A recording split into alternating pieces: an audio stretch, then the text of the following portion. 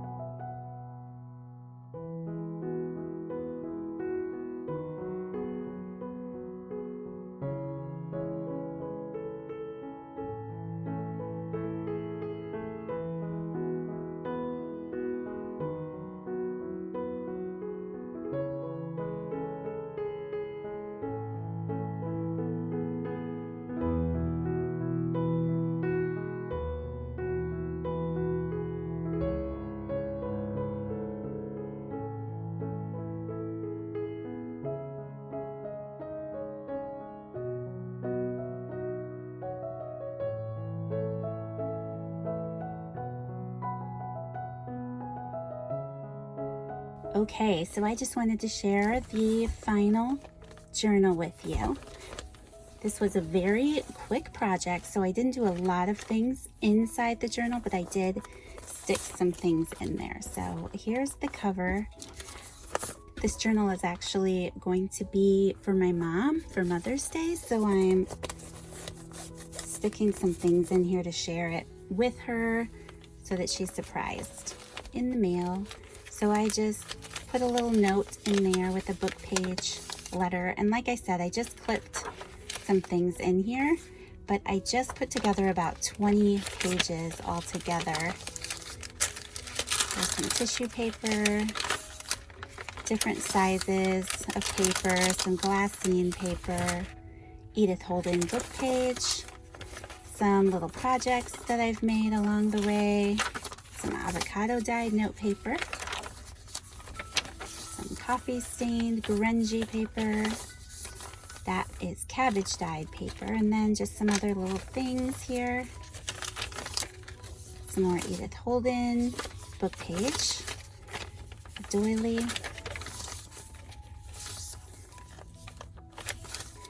and I just kept the papers simple because my mom loves to do her own type of art journaling and journaling, so I know that a blank book doesn't intimidate her and she'll enjoy this.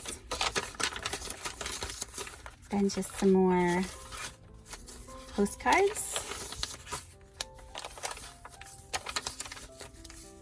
another envelope that I made, more Edith Holden, that glassine paper,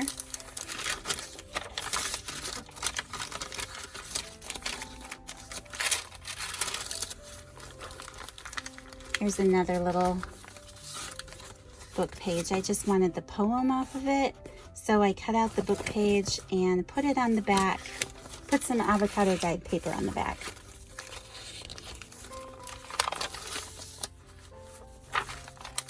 And that's it.